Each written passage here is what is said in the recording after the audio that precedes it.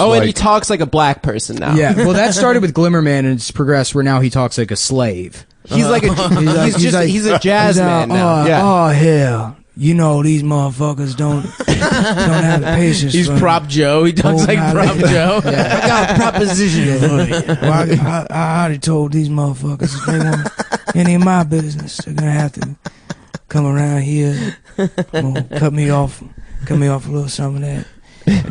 You know, maybe we'll maybe do a little mission here in a minute. He should play a black guy in the next. Yeah, he should. He plays a black guy in Glimmerman. That's like, for whatever reason, he stops being Chinese and he's black in that movie. It is a cool type of older black guy, like the older black. We were talking about this last night. The older black guy that's really into Asian shit. Which is sort of the original anime nerd. He would have been the precursor. Yes. It's the precursor to that. Precursor. You know, like John the Baptist. In the 70s when kung fu movies blew up, like there was a bunch of black guys that got into martial arts. Wu-Tang. That's kind of the birth of black nerds. Yeah, Wu-Tang is responsible for a lot of black nerd culture. Yeah, for sure.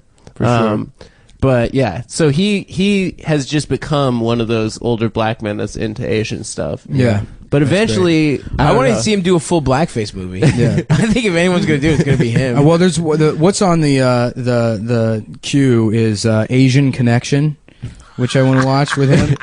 What a fucking retarded name! Yeah. I wonder what the connection is in that.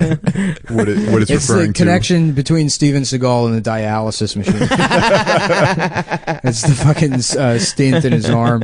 Yeah, they go like through his like special ops dossier, like on the computer, and there's a picture of him young. And we were joking around last night. It's from a movie. It's from another movie from like 30 years ago. Yeah, it's from like fucking. It's in the same universe. They're all in the same universe. In the cover for Sniper Special Ops, they've just photoshopped his fat head on someone else's body. Yes, as poorly as they possibly could. Man, that's so. I love his fat head. No, they fucking pump these movies out. The other one we watched the other night, A Good Man. That's barely a title. It's all 3 words too. Yeah. A Good Man. Yeah, where he plays. Does he play the good man? Yeah, he's the good man. Of course. And so basically, the plot is this: he's like.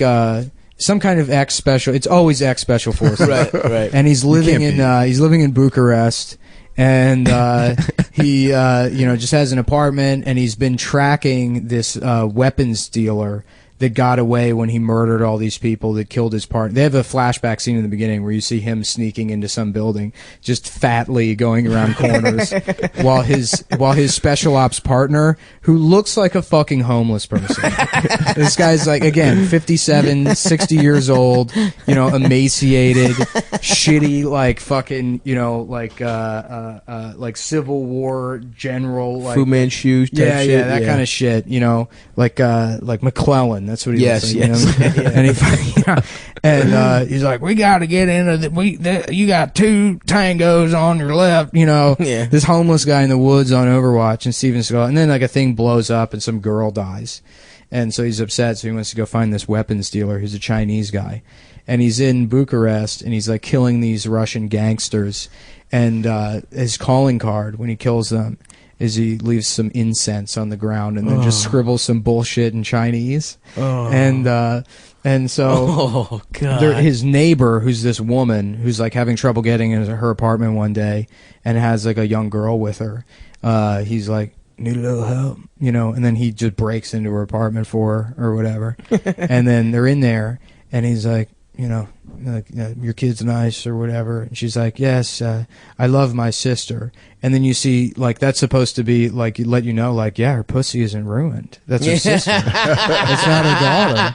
And then Seagal's like, your sister, huh? And it's like, they make these wouldn't have fucked her before. Yeah. That's what the implication is. And then and then the plot gets really fucking convoluted. Where, the arms dealer is doing a deal with the Russian mob, who he's not really interested in, but the Russian mob owns the neighbor and the sister because her dad owed them money. So when the dad died, she had to become a bartender in their strip club, not a stripper, not a whore. Not a prostitute. They just make her be a bartender. She's pure. But then she still has a really nice apartment, And, the Russian mafia sounds pretty reasonable, right? Dude. Yeah. So the Russian mafia loses all their money or something, and they owe money to the arms dealer.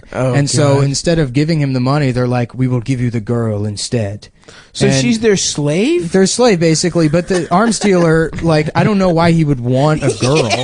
He's like, no, it's $2 million. I don't want just some fucking middle-aged Romanian woman, you know? And then he's like, deal. And then they bring the little girl instead of, like, the main one. And he's like, well, I guess I can sell her to a pedophile. So he lines up a sale with a pedophile. And then the pedophile shows up. What the fuck? Yeah. And then There's 3 human transactions in this movie. Yeah. And then Seagal shows up with this other guy. He does this thing now where he brings a younger martial artist in, and they do the majority of the ass kicking. Then, so Seagal does barely nothing. Seagal meets the younger guy, and he's like, all right, I'll help you, but you got to do everything my way. And then the guy does everything for himself. Seagal does literally nothing. They save the guy, or they save the girl, and then at the end of the movie, the neighbor is just like, you know, basically like, well, I can't thank you enough, and then he just fucks her. He just fucks the woman, even though there's been no romantic connection between the two. He's older than her by 40 years. They make these poor young actresses. I was going to say how that much are fucking never going to get any other time. work. Well, the fucking scene is him fully clothed while she's naked and he's just touching her body. Really? Yeah, he doesn't. He's still wearing his sunglasses. God damn, And that's so that's awesome. Steven Seagal's definition of a good man. Yeah, that's the good man. Fuck, man, I want to watch this. I'm jealous. Dude, they're so good. Do they ever say "good man" in the movie? No, they don't. That's a big Oh, that disappointment. sucks. Yeah, but That's I mean, a they're filled letdown. with like basically every trope that, you know, from the 80s. You know, like there's another one I watched, Code of Honor, last night, and it opens up with, you know, like a bunch of different types of gangs meeting in some meeting area. You know, so there's bikers, and then like Yakuza. cholos, and then black guys, and then Russians, and they meet.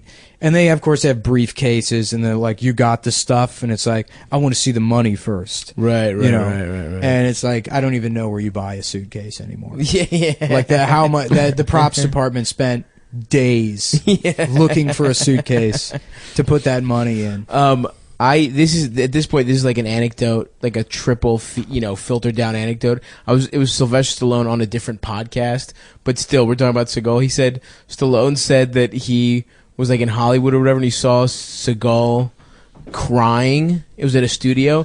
He saw Seagal crying on like a stoop, and he was just like, he's like, what are you crying? What are you crying for, Steven? What are you crying about? Yeah, and he's like, I just read the most beautiful screenplay I've ever read in my life. And there's like, oh my God, who wrote it? And he's like, I did. And I just choose to believe that's true. That's 100% Right. true. Yeah, Well, you I can't was tell saying, me. I tweeted at him, I really want to write a movie where Steven Seagal kills James Bond. And I don't You want to get license Putin James to produce Bond. that, yeah. You could make Yeah. that in Russia. And there could He's be best friends with Putin Yeah. already. You could do it, and you just imply really heavily that it's James Bond without. No, ever I saying want to it. use the name James Bond. Who's this James Bond motherfucker? Nobody says their name twice to me. I'm Guilan Jin. Can we just make a shitty action movie? Yeah, maybe. That would I mean, be awesome. As shitty as those movies look, they still cost probably $4 million. I know, $5 but million. you know what I'm saying. Just like, Whatever, let's dude. do We a just- feature length. We'll rent some Humvees. It's not that hard. Yeah. We Get got to some take a guns. break.